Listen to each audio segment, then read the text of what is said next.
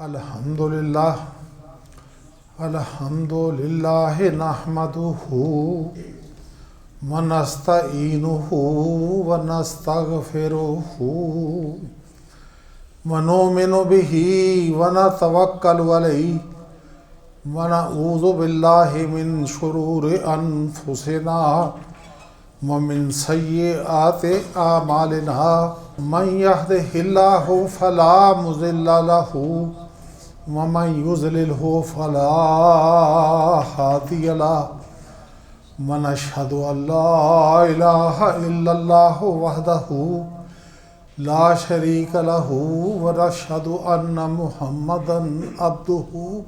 ورسولہ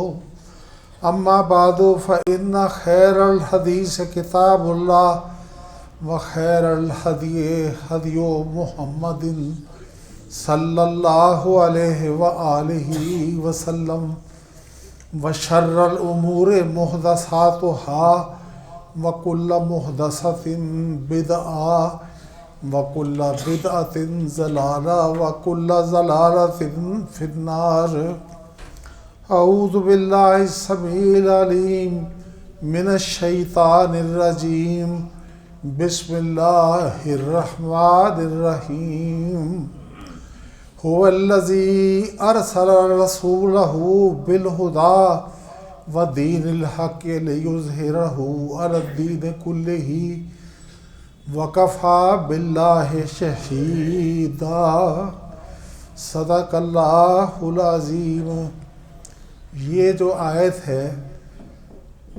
قرآن پاک میں 3 صورتوں میں آئی ہے۔ ایک یہ صورت فتح جس میں میں نے یہ آیت پڑھی ہے، اور دوسری جو صورت ہے وہ صورت صف ہے، اس میں وہاں وکفی باللہ شہیدہ کی جگہ ولو کرہ المشرکون، اور پھر صورت توبہ میں بھی آئی ہے هو الذی ارسل رسولہ بالہدی۔ اللہ وہ ذات ہے جس نے اپنے رسول کو ہدایت کے ساتھ مبعوث کیا ہے، ودین الحق، اور دین حق کے ساتھ مبعوث کیا ہے۔ اور دین حق کیا ہے؟ اسلام۔ اسلام جو ہے یہ دین حق ہے، باقی دنیا کے سارے دین باطل ہیں، اور اللہ کے نزدیک اگر کوئی دین قبول ہے تو وہ اسلام ہے۔ ان الدین عند اللہ الاسلام۔ اور دوسری جگہ پہ اللہ نے فرمایا وَمَن يَبْتَغِ غَيْرَ الْإِسْلَامِ دِينًا فَلَن يُقْبَلَ مِنْهُ۔ کتنا بھی کوئی نیکیاں کرے، کتنا بھی اللہ کو یاد کرے، اگر وہ اسلام کے علاوہ کسی اور دین کی پیروی کرے گا تو وَلَن يُقْبَلَ عَنْهُ،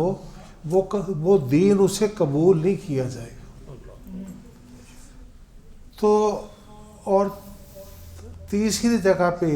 اسی کے ساتھ اس کی تشریح کے لیے کہ عاملۃ ناصبہ، اتنی عبادت کریں گے کہ وہ تھک جائیں گے۔ عاملۃ ناصبہ تصلیٰ نارا حامیہ۔ اس کے باوجود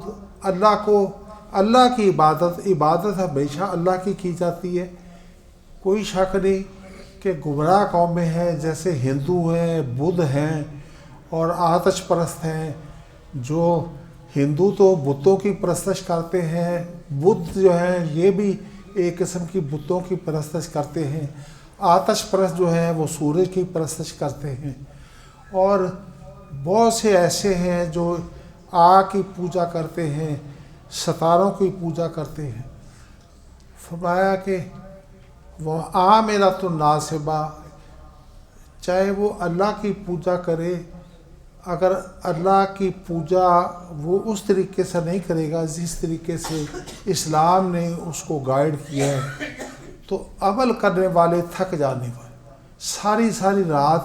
ایک ٹانگ پہ کھڑے ہو کے وہ اللہ کی عبادت کرے، تصلیٰ نارا حامیہ، وہ شعلہ مارتی ہوئی آگ میں پھینک دیے جائے۔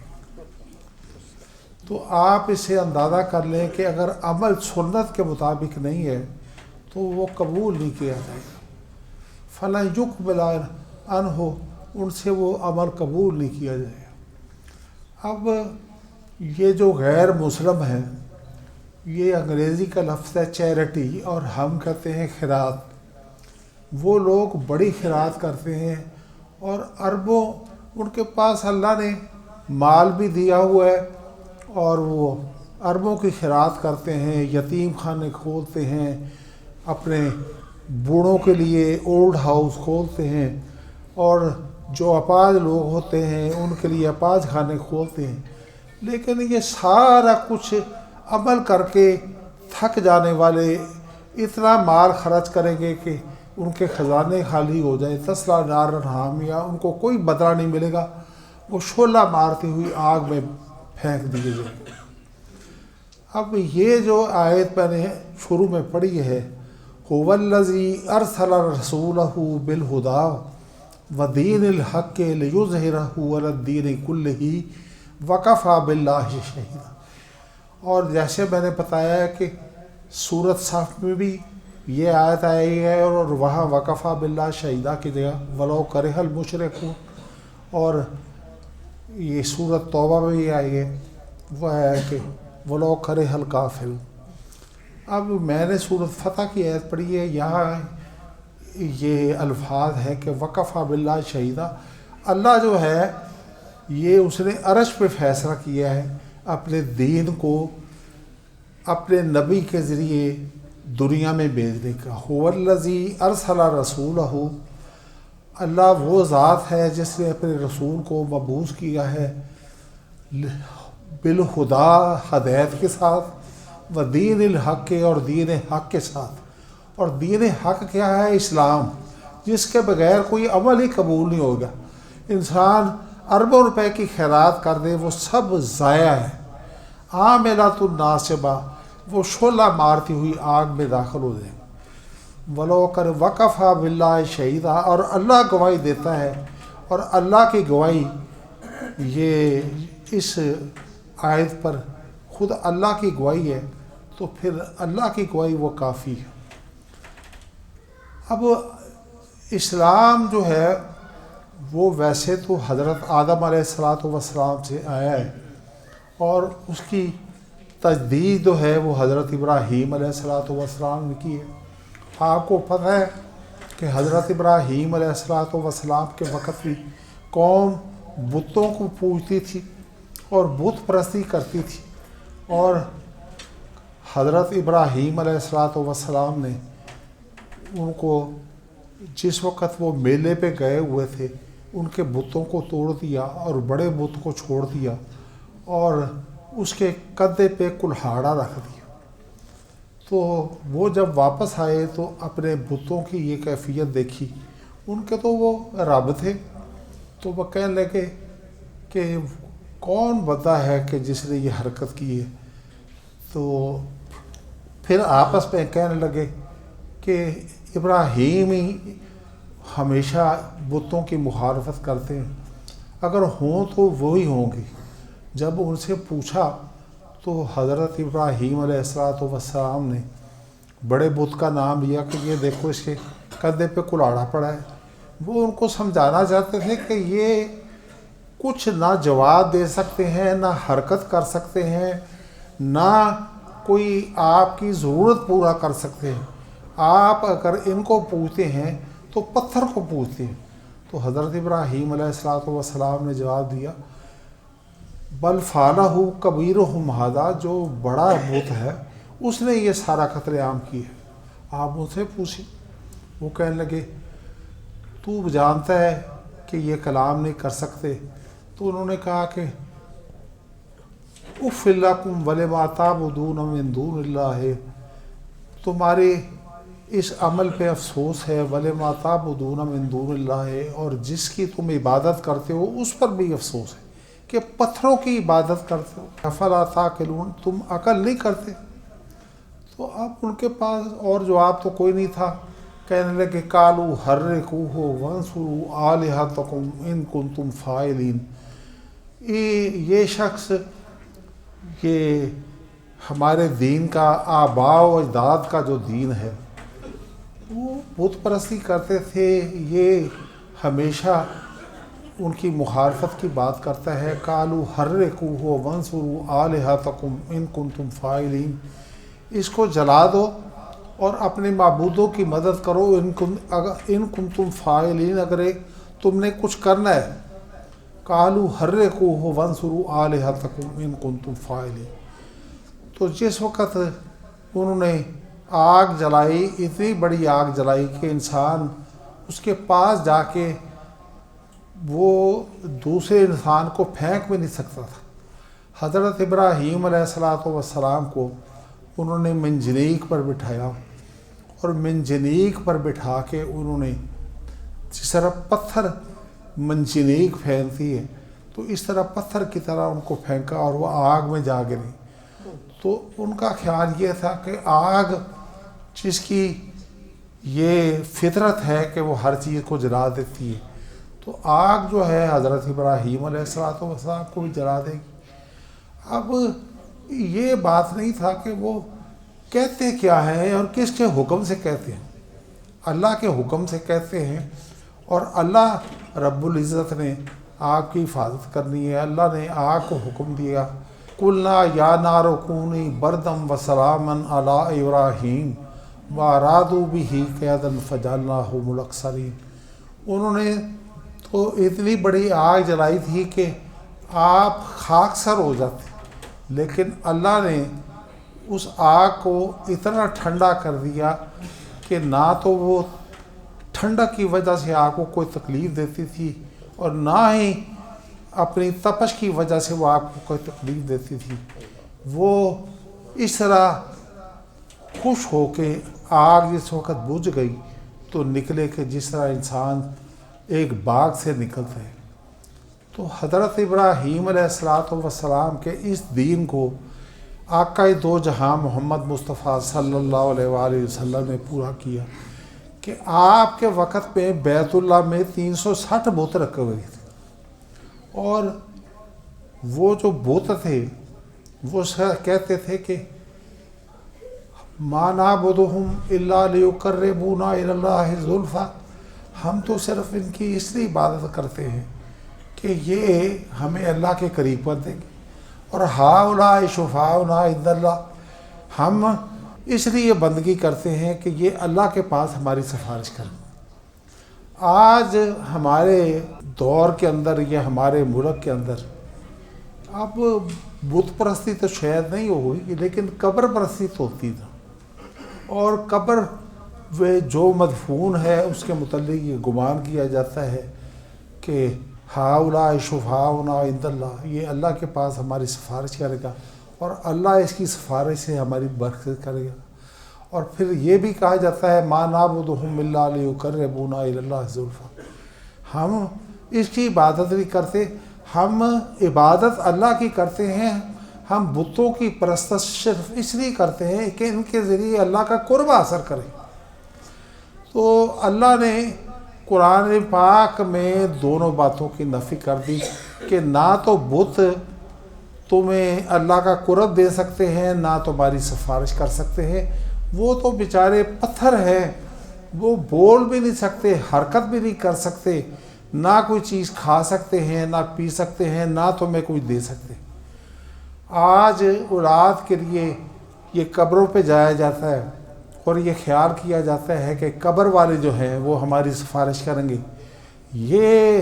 سب کا گمان ہے کہ اولاد اللہ نے دینی ہے، لیکن قبروں والے سفارش کریں گے تو اب اولاد ہوگی۔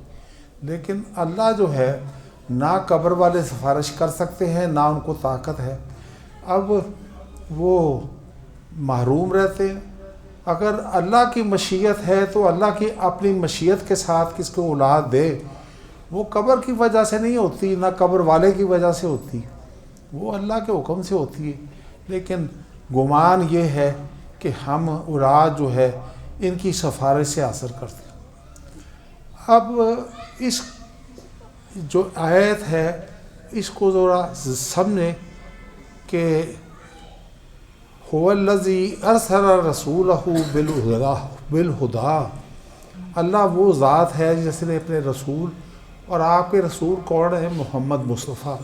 صلی اللہ علیہ وآلہ وسلم۔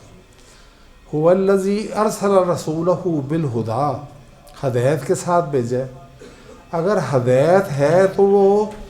وہ محمد الرسول اللہ صلی اللہ علیہ وسلم ہدایت یافتہ ہے، اور اس کی دلیل جو ہے وہ صورت یاسین ہے کہ یاسین والقرآن الحکیم انک لمن المرسلین، کہ آپ رسولوں میں سے ہے، علی صراط مستقیم، اور آپ صراط مستقیم پہ ہیں۔ اور انعام یافتہ جو لوگ ہیں وہ بھی نبیوں کی جماعت ہوتی ہے۔ وَمَن يُطِعِ اللَّهَ وَالرَّسُولَ فَأُولَٰئِكَ مَعَ الَّذِينَ أَنْعَمَ اللَّهُ عَلَيْهِم مِّنَ النَّبِيِّينَ وَالصِّدِّيقِينَ وَالشُّهَدَاءِ وَالصَّالِحِينَ وَحَسُنَ أُولَٰئِكَ رَفِیقًا۔ جو لوگ اللہ اور اس کے رسول کی اطاعت کریں گے، اطاعت تو یہ ہے کہ اسلام قبول کریں گے، اور پھر اسلام جو ہے اس کے 5 ارکان ہیں۔ پہلا اس بات کی شہادت دینا کہ اللہ وحدہ لا شریک ہے، اور دوسرا اس بات کی شہادت دینا کہ محمد الرسول اللہ اللہ کے رسول ہے، آخری رسول ہے، اور پھر نماز پڑھنا، پھر زکوٰۃ ادا کرنا، پھر اپنا حج کرنا۔ یہ 5 ارکان ہیں۔ اگر محمد الرسول اللہ صلی اللہ علیہ وآلہ وسلم کی آپ نے تابع داری کرنی ہے تو پھر ان 5 ارکان کو آپ کو ادا کرنا ہے۔ اور پھر اب جس وقت محمد الرسول اللہ صلی اللہ علیہ وسلم نبوت سے سرفراز کیے گئے تو جبریل جو ہے وہ غار حرا میں آئے اور انسانی شکل میں آئے۔ تو اللہ کے رسول ایک انسان کو اپنے پاس دیکھ کے، اور وہ اکیلا کہ غار حرا میں تو کوئی آتا ہی نہیں تھا، اللہ کے رسول کام کرتے تھے، اور جو کچھ اللہ نے ان کو الہام کیا ہوا تھا اس کے مطابق اللہ کی عبادت کرتے تھے۔ اب جبریل آئے ہیں تو پہلی وحی لے کے آئے ہیں، اقرا بسم ربک الذی خلق، خلق الانسان من علق، اقرا وربک الاکرم الذی علم بالقلم علم الانسان ما لم یعلم۔ یہ 5 ایتیں شروع میں اتاری گئی ہیں، اور نبی کریم صلی اللہ علیہ وآلہ وسلم کیونکہ ابھی جبریل کو پہلی دفعہ ملے ہیں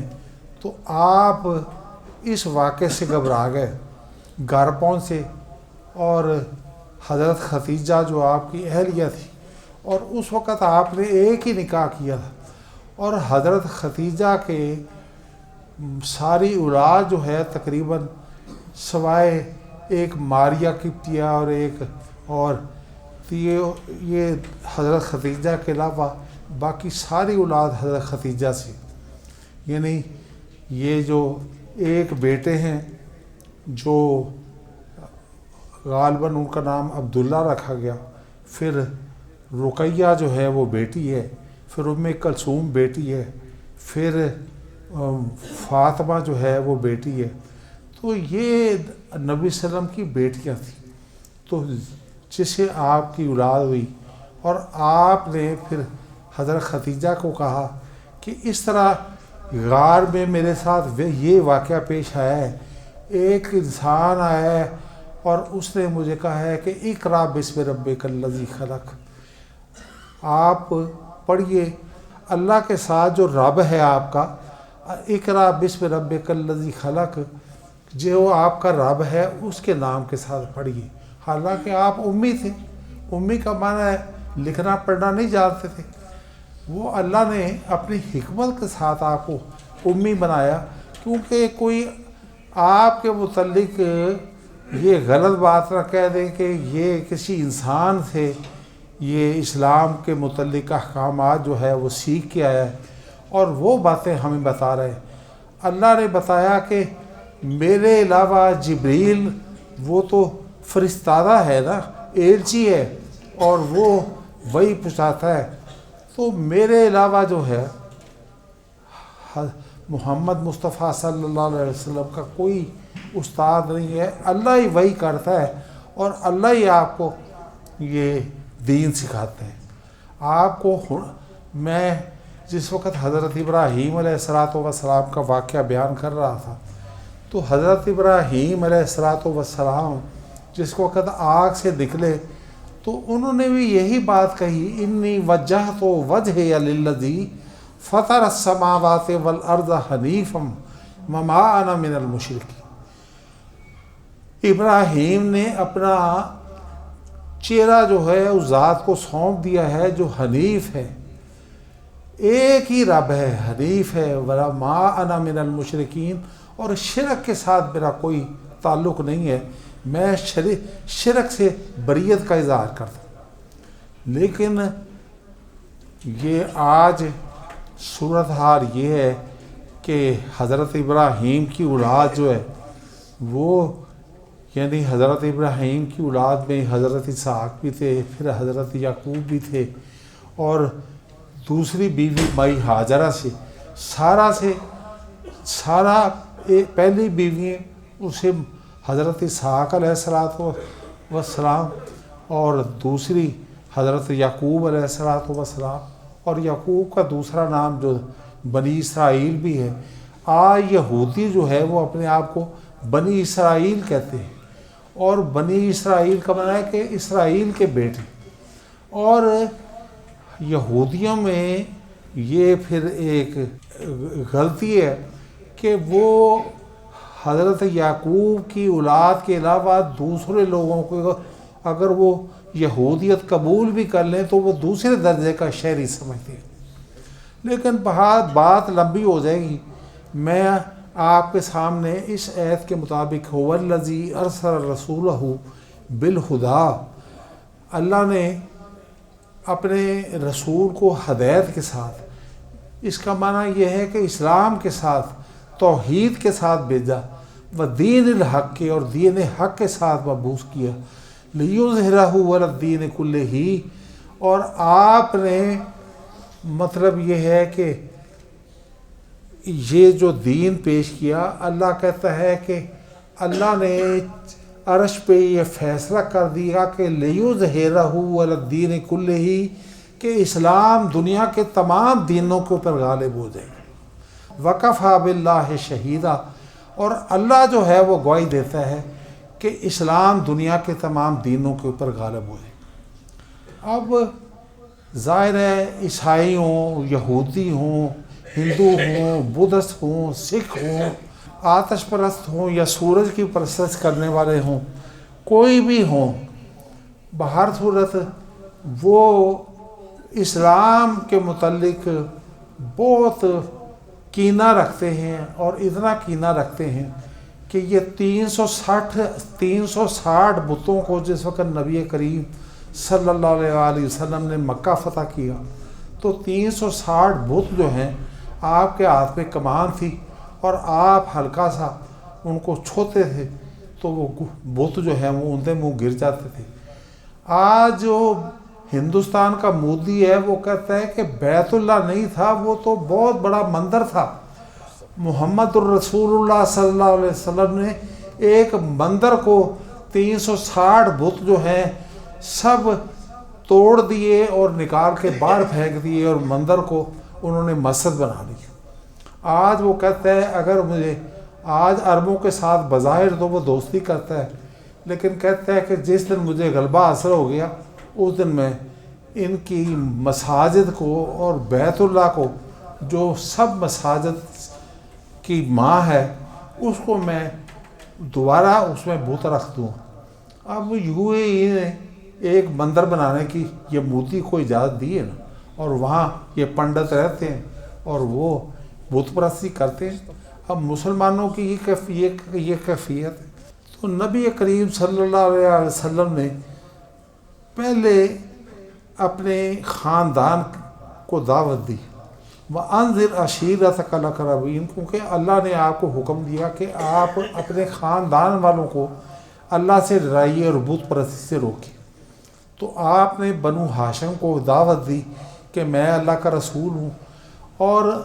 یہ ہمارا جو خاندان ہے تو حضرت ابراہیم علیہ السلام کی اولاد، لیکن چند نسلوں سے یہ بت پوجنا شروع کر دیے ہیں اور بت جو ہیں ان کو رب کے اختیارات دے دیے ہیں، اور یہ عقیدہ رکھ بیٹھے ہیں کہ اللہ جو ہے حلول کر کے ہے بتوں کے اندر، اور بت جو ہیں ہمیں فائدہ پہنچاتے ہیں۔ تو آپ کے خاندان 45 افراد جمع ہوئے، تو 45 افراد میں سے کسی ایک نے بھی نہیں کہا کہ میں اسلام لاتا ہوں۔ صرف حضرت علی جو ابو طالب جنہوں نے نبی صلی اللہ علیہ وسلم کو پرورش کیا تھا، ان کے چھوٹے بیٹے تھے، بڑے بیٹے کا نام تو جعفر طیار تھا، چھوٹے بیٹے حضرت علی تھے۔ تو یہ کھڑے ہوئے، 13 سال کی عمر تھی، کہ آپ جو دعوت لے کے آئے ہیں اللہ سے اور خدا ہدایت کی دعوت لے کے آئے ہیں، وہ دین الحق کی اور دین حق کی دعوت لے کے آئے ہیں، میں آپ کا ساتھ دوں گا۔ لیکن بنو ہاشم سارے کے سارے خاموش رہے۔ ابو لہب آپ کا چچا تھا، یہ کھڑا ہوا اور ہمدرد بن کے کھڑا ہوا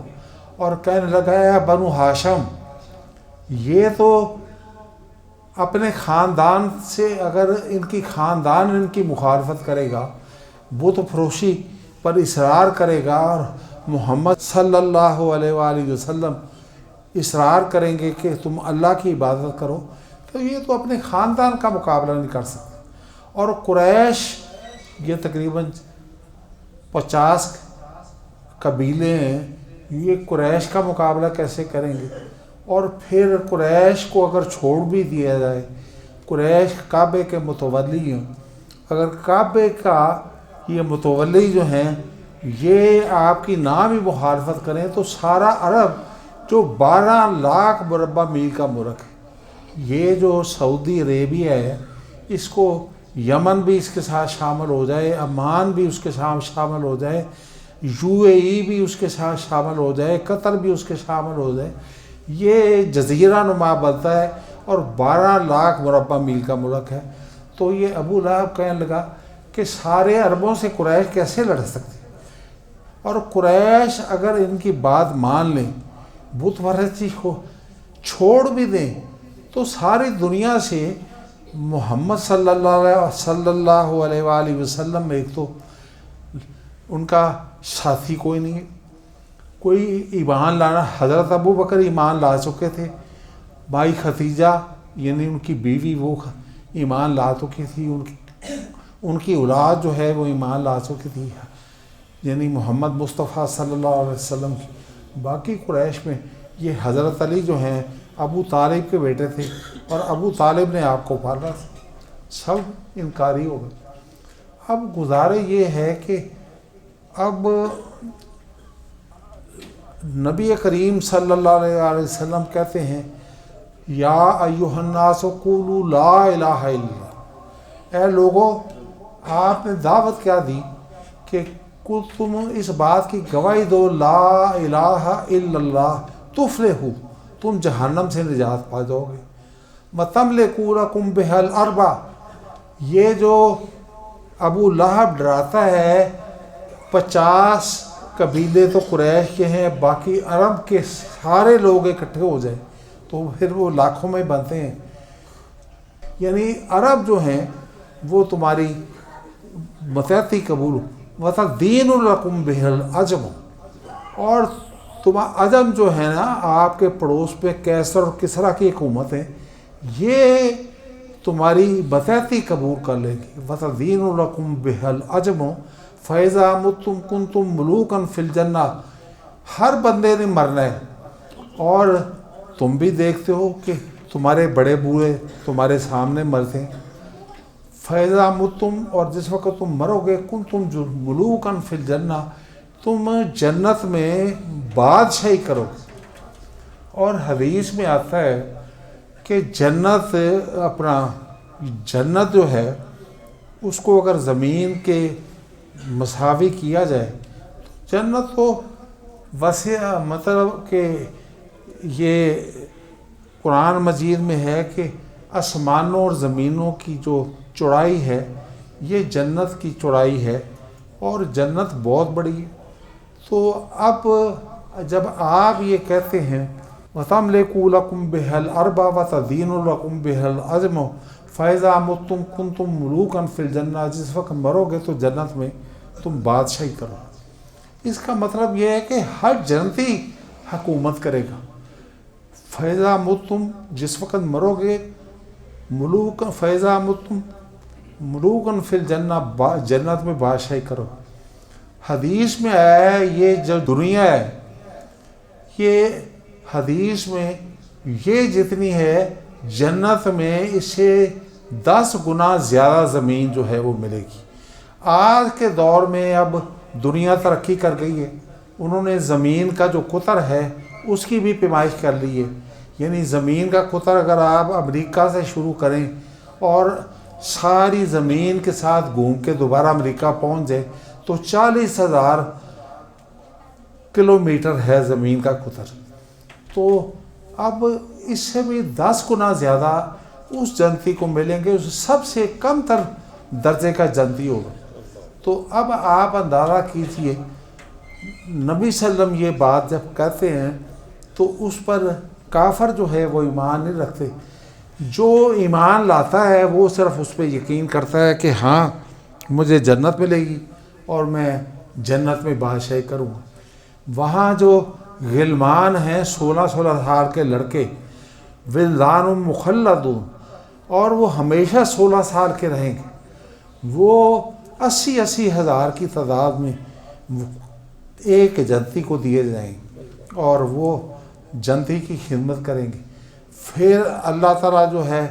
ان کو ایسی بیویاں عطا کرے گا کہ انا انشأناہن انشاء،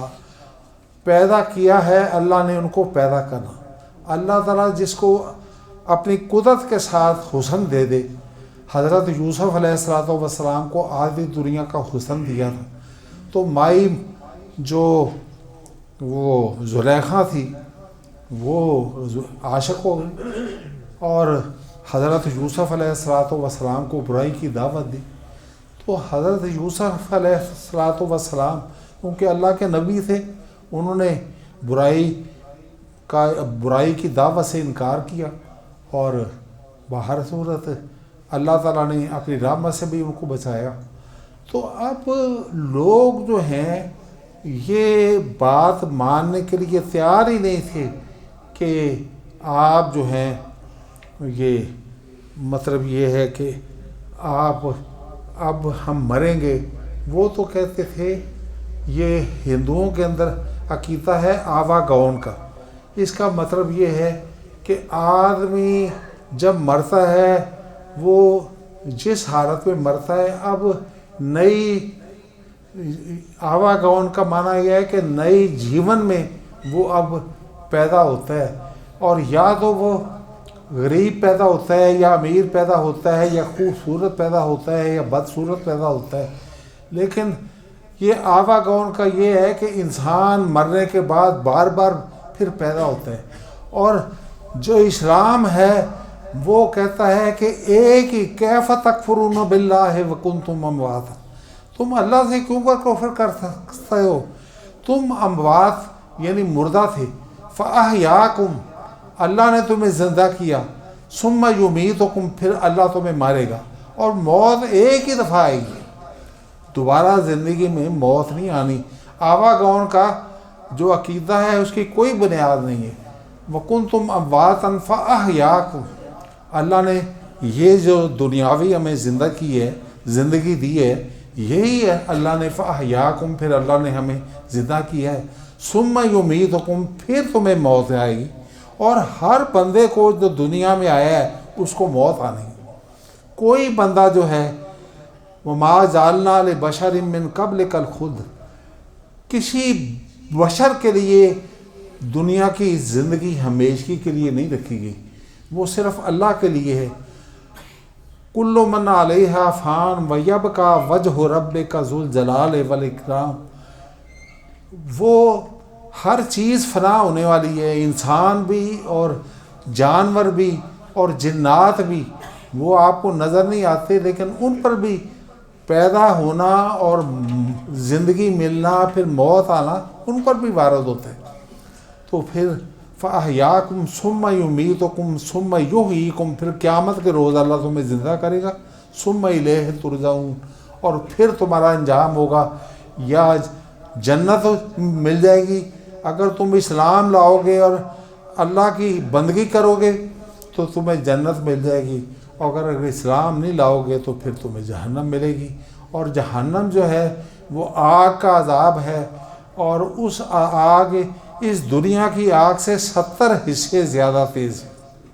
تو آپ خود اندازہ کر لیں کہ وہ انسان کی گوشت پوش اور ہڈیوں کو سینکڑوں میں کھا جائے گی. کلما نضجت جلودہم بدلناہم، آپ حیران ہوں گے کہ اللہ نے گوشت پوش کی جگہ پہ جلد کا ذکر کیا ہے. کلما نضجت جلودہم، جس وقت جہنمیوں کی جلد جل جائے گی، کلما نضجت جلودہم بدلناہم جلودا غیرہا لیذوقوا العذاب، اللہ تعالیٰ نئی جلد پیدا کر دیں گے تاکہ وہ عذاب جو ہیں وہ سکیں. آپ نے دنیاوی طور پہ اس کا تجربہ کرنا ہے، یعنی اس کا تجربہ کرنا ہے، تو آپ دیکھیں گے کہ جلد جو ہے آپ ٹیکہ لگائیں تو درد جلد میں ہوتی ہے، جس وقت سوئی جو ہے وہ آگے گوشت میں چلی جاتی ہے تو پھر درد نہیں ہوتی. اب جہنمیوں کو جو عذاب ہوگا تو ان کے جس وقت گوشت اور جو ان کے جسم ہیں وہ جل جائیں گے اور اس کے ساتھ جلد بھی جل جائے گی. کلما نضجت جلودہم بدلناہم جلودا غیرہا لیذوقوا العذاب، اللہ تعالیٰ نیا چمڑا پیدا کر دیں گے تاکہ عذاب جو ہے وہ جاری رہے. اللہ رب العزت ہمیں دین کو سمجھنے اور اس پر عمل کرنے کی توفیق عطا فرمائے. ہاں، یہ بڑا ضروری ہے. آپ اگر دین کی سمجھ نہیں رکھتے، اللہ کو پہچانتے نہیں، تو پھر آپ کا جینا کھانا، اور اگر اللہ آپ کو مال دے دے، طرح طرح کی نعمتیں دے دے، تو سب فضول ہے. کیونکہ موت نے ہر چیز آپ سے چھین لینی، حتیٰ کہ یہ جو کپڑے ہیں یہ بھی موت نے چھین کے آپ کو بالکل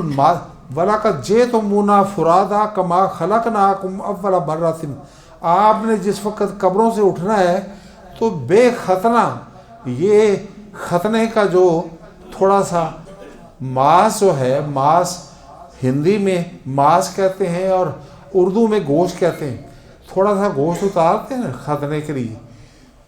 آج وَلَقَدْ جِئْتُمُونَا فُرَادَىٰ كَمَا خَلَقْنَاكُمْ أَوَّلَ مَرَّةٍ، تم اللہ کے پاس اس طرح آؤ گے جس طرح ماں کے پیٹ سے بغیر ختنہ کیے تم پیدا ہوتے ہو. اور کما خلقناکم اول مرۃ، نبی صلی اللہ علیہ وسلم نے فرمایا کہ بے ختنہ تم پھر قبروں سے اٹھائے جاؤ گے اور وہاں پھر تم سارے جمع ہو جاؤ گے. پھر یہ قیامت کا سلسلہ چل جائے گا، پھر سفارش کی ضرورت پڑے گی تو لوگ آخری نبی محمد الرسول اللہ صلی اللہ علیہ وسلم کے پاس جمع ہو جائیں گے اور آپ پہلے سفارش کریں گے، اس کے بعد عام علماء سفارش کریں گے، قرآن مجید کے حافظ سفارش کریں گے، باعمل لوگ سفارش کریں گے، اور یہاں تک کہ جو لوگ مسجدوں میں با جماعت نماز کرتے ہیں وہ دوسرے نمازی جو ہیں اپنے ساتھی کی سفارش کریں کہ یا اللہ یہ ہمارے ساتھ مل کے نماز پڑھتا تھا اور ہم نے اکیلے جنت میں نہیں جانا، اس کی بھی بخشش کر پھر ہم جائیں گے. لیکن کیونکہ وقت زیادہ ہو چکا ہے اس لیے میں اب یہ خطبے کو ختم کرتا ہوں. انشاءاللہ عربی کا خطبہ ہوگا اور پھر نماز ہوگی. اللہ قبول فرمائے.